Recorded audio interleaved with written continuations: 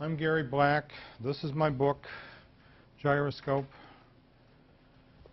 The background is all my MRI brain scans, so I can prove to you that I'm of a right mind today.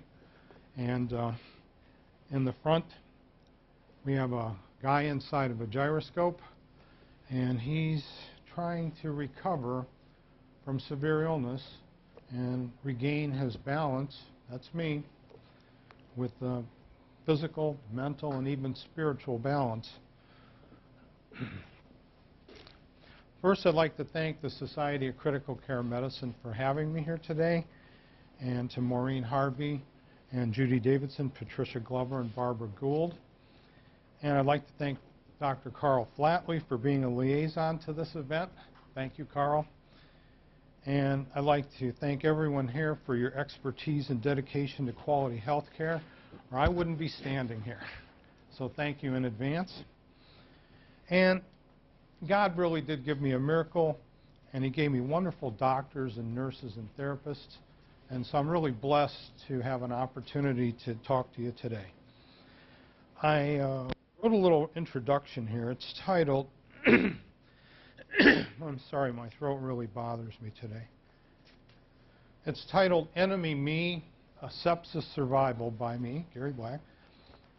I never thought that I was my own worst enemy. It's a phrase you might hear someone say after making bad decisions in life and confronting a whirlpool of past mistakes, misjudged events, and painful relationships that funneled them into the lower depths of depression and anxiety and despair. But this was no psychological aberration pulling back the comforting blanket of sanity to expose a damaged inner self. This was sepsis, a systemic inflammatory response syndrome that overcame me like a raging California wildfire and caused my immune system to have an overwhelming response to infection, igniting an autodestructive process that quickly brought me to the edge of death. Oh, thank you.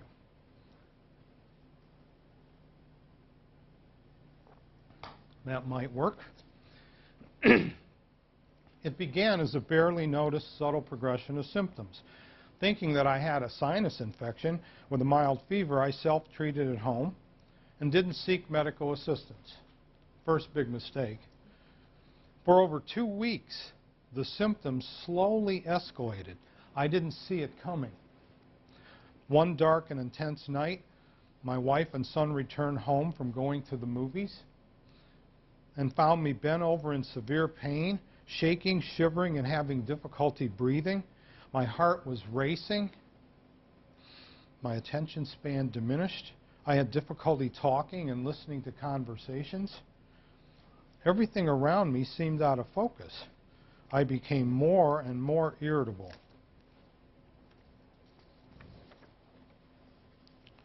My entire compass was off, and I felt like my mind, body, and spirit were spinning off balance like a wobbling gyroscope. I had no control while the pain, suffering, and anguish took over. I felt helpless as fear began to consume me. After a frenzied night of pacing back and forth, only sleeping 2 hours, my wife and I drove to the doctor's office. And here I was stubborn. I insisted upon driving. Don't ever do that. I barely kept our van in the lanes on the way there, just missing the curb and bushes as we pulled up to the building. We rushed into the examination room. My doctor told me that I was septic and that I had 10 minutes to pick a hospital. And my primary care physician knew what it was. He identified it quickly. He called the hospital right away, a key element in my survival. My fever had increased to 102 degrees. Pulse was at 137. That was just sitting there trying to be quiet. I'm up to 137. I became dizzy and disoriented as sepsis began to overtake me. He called ahead to the emergency department and gave them a description of my condition. After that, my wife's son A nurse and doctor helped me out of the office and into our nearby van. It took that many people to help me to get into the van, because I would walk this way, that way. I wouldn't understand my wife. I had no sense of direction, and it's kind of like a bull in a china shop in the office. So I refused to go in an ambulance. It took about 10 minutes to drive to the hospital. My wife drove and my son stayed by my side. We parked near the entrance to the emergency room, and I wobbled into the waiting room on my own. I'm very stubborn, and so I looked like an inebriated person coming down the sidewalk through those double doors at the emergency room. But I did it anyway. Fear and desperation began to build inside of me while they examined me and conducted tests. 8 hours later, I was rushed into the intensive care unit and began my descent into the overwhelming, dark abyss of sepsis, which became my prison of affliction for the next 14 days. Excuse me.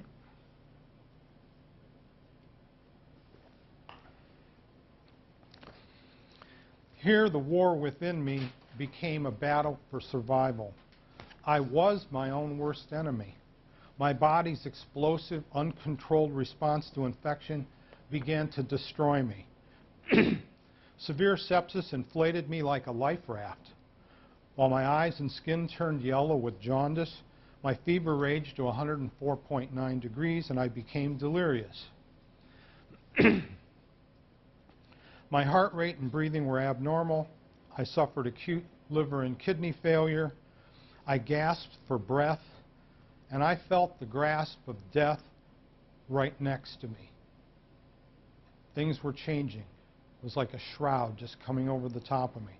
I was drifting away and ready to say my last goodbyes to my wife.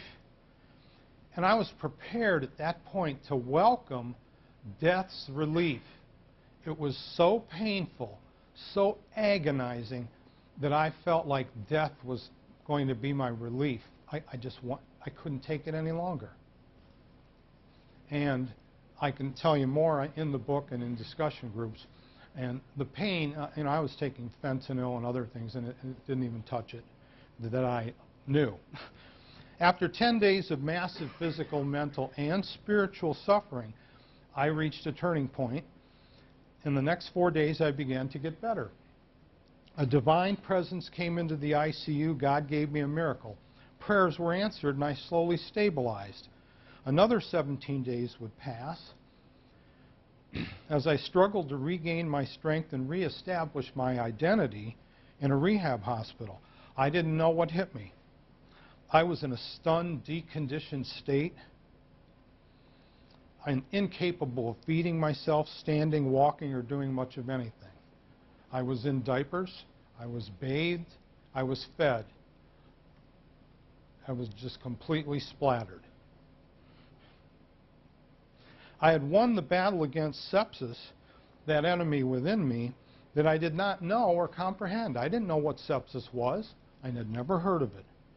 Now I had to face off with the aftermath. 31 days had passed before I was released from the hospital. I was 25 pounds lighter and clambered onto a walker, just barely making it to the car with the help from some nurses.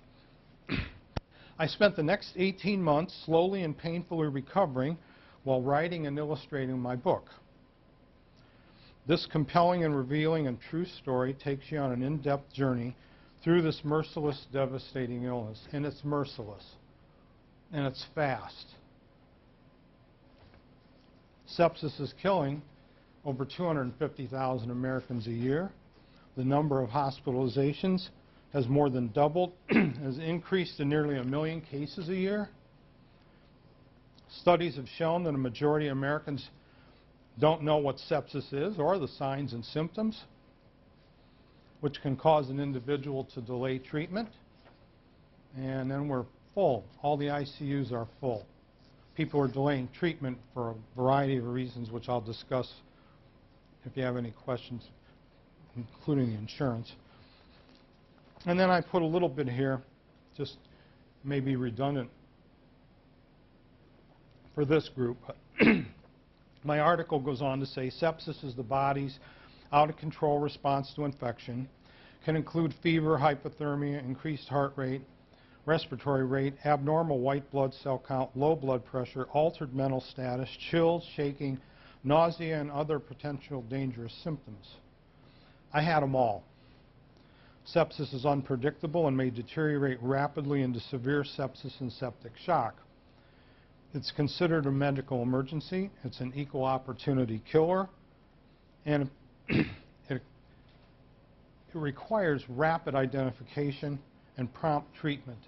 This is the key that I found doing my research in my book, and that would include anything from fluid resuscitation to oxygen, broad-spectrum antibiotics, mechanical ventilators, blood cultures, all the basic things in the ICU. No panacea drugs are available to conquer the complex cascade of sepsis.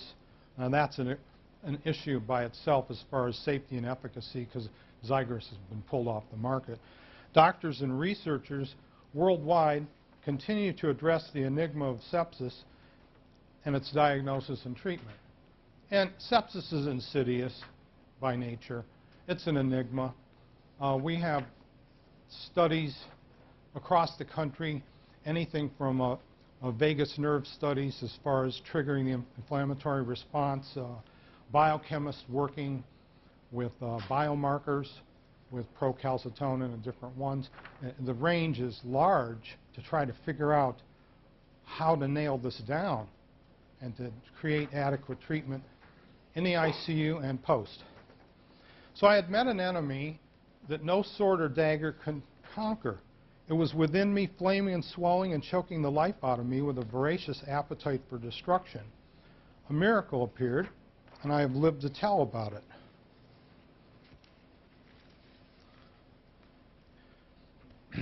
A few things about my book that I'd just like to mention. It dramatically portrays the personal impact of sepsis. It lets you see sepsis from the inside out. It does have empirical data in it, and I recognize that when we deal with sepsis that we need evidence-based, patient-centered studies, but we also need them to be objective and subjective. And we need to see the emotional impact as well as the physical, cognitive, and all the other declines. So I wrote a book that's multidimensional, and it talks about the physical, the psychological, and even the spiritual changes, all the different things that can happen to you. And in it, I have 52 drawings. Being an artist, part of my therapy was this book. It gave me a focal point. Because when I came out of the hospital, as far as clinical handovers are concerned, when you come out of the hospital, you drop off a cliff. You are in an abyss. You are sitting there going, who do I talk to? Who do I relate to? I have this chart here to do physical therapy. I'm not motivated to do it. I'm sitting in front of my dinner, and I don't want to eat. My wife wants to talk to me. I've withdrawn. All these different events we've been talking about in post-intensive care syndrome, when I read it, I nearly cry every time I read it because I've had them. I feel like I'm standing here like I was patched together with every symptom we've been discussing. And I've been through severe delirium, multifactorial encephalopathy, which if you can say that 3 times, I guess you don't have it. But it's the idea that there's physical, mental, and spiritual. A lot of people take out the spiritual. Hey, we're pragmatists, we're empirical scientists, we'll just put emotional. Okay, fine. So why my book is important? It's a medical alert to the public for sepsis awareness. I don't want anybody else to go through what I went through. I hope that I can get someone to recognize sepsis and suspect it. I hope that this book will have families, doctors, nurses talking and saying, hey, this person should be in the ICU right now, or in the emergency room right now or seeing their primary care doctor right now. My book is an informative primer for sepsis education. It has all the basic elements in it. It runs over it lightly. Why does your mouth get so dry when you're up here?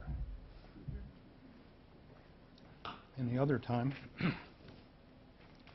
I have difficulty standing here for this duration. Many different things. Post-sepsis, post-intensive care syndrome. Many things that you have wrong with you are exacerbated afterwards. This can be arthritis. This can be various mental difficulties, memory, different things like that. I'll talk to anybody that wants to discuss it. Besides being a primer, I believe this book can be a valuable curriculum resource for nursing and medical colleges. And I've sent this book all over the world. It's currently being reviewed by Dr. Zsolt Molnar. I don't know if you know who he is. He's the chairman of the Sept East Conference that's going to be held in Hungary this week. It's the first Central and Eastern European conference on sepsis, and my book will be there. So he's reviewing it. I got a nice note back from, if you're familiar with the Dr. Emmanuel Rivers, Early Goal-Directed Therapy, which sort of wove its way into the Surviving Sepsis campaign and all the protocols for sepsis. And he currently has slides of my book and is recommending my book to all his medical students. That's happening over the last 2 weeks.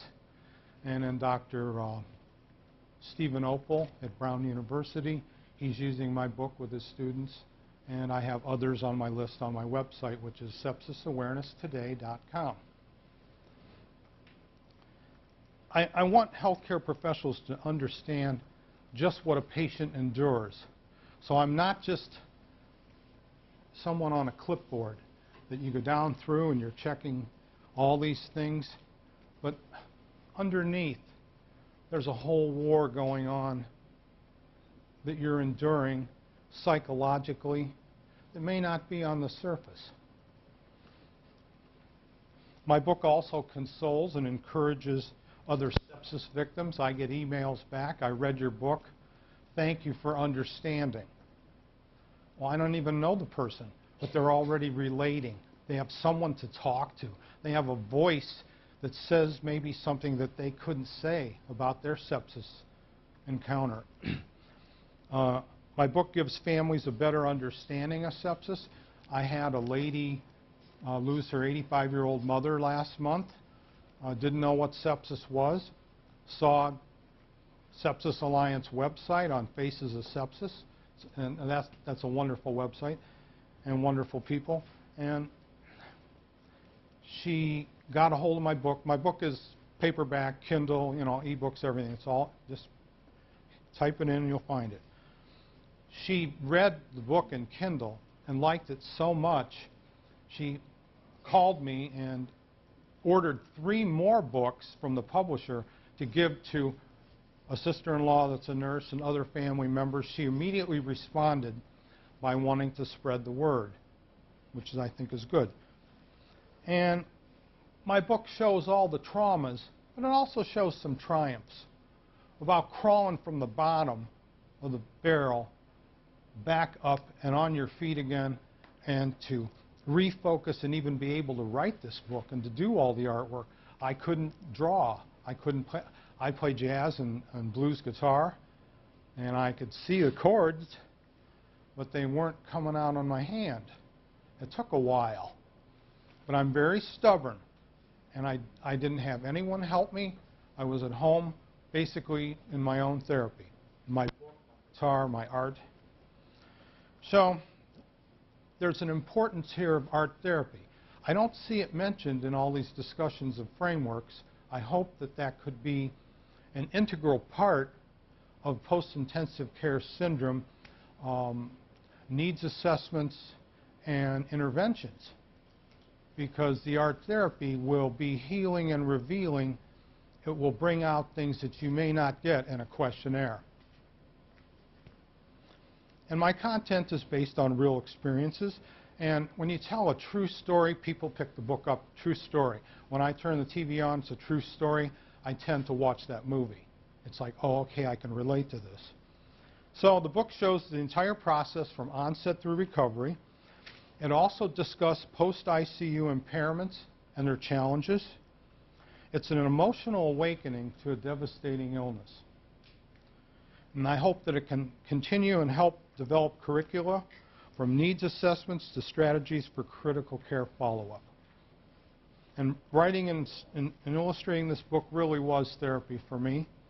I had to face my fears. I had to engage my challenges. I had to accept my limitations as I struggled for independence and to reestablish my identity. And you hear a lot about QOL. Everything I read, quality of life, quality of life. I want to put an A in front of that, altered quality of life.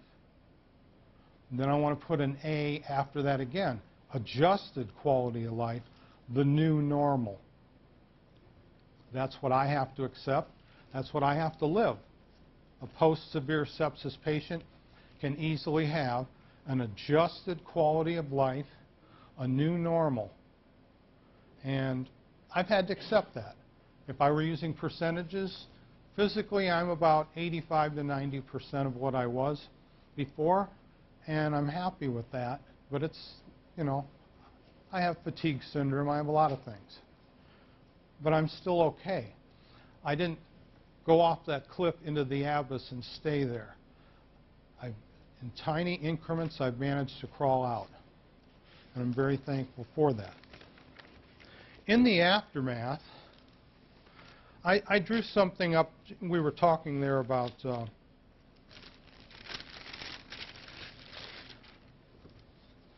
I decided the best way I could get this across is to do a drawing for you. Maybe you want to pass these around? Hand some to the back and keep them going.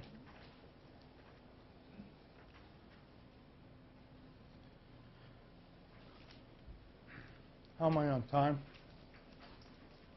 3 to 4 minutes. Okay, good. I'll fire away here. Goes fast, doesn't it?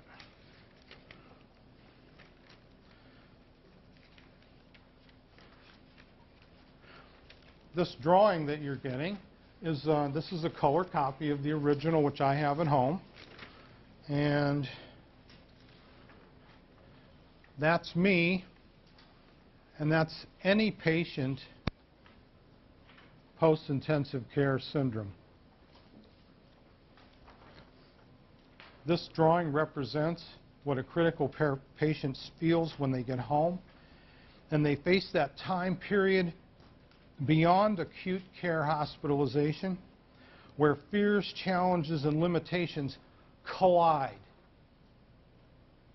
They just collide. That's why the mirror is smashed. And they become a devastation or an altered quality of life. And my life was shattered, and I felt like I was erased. And to this day, I have to live with an etiology that was unknown. After countless blood cultures, after all the things I've been through, I'm in that percentage of etiology unknown. And that's tough. Anybody have any questions?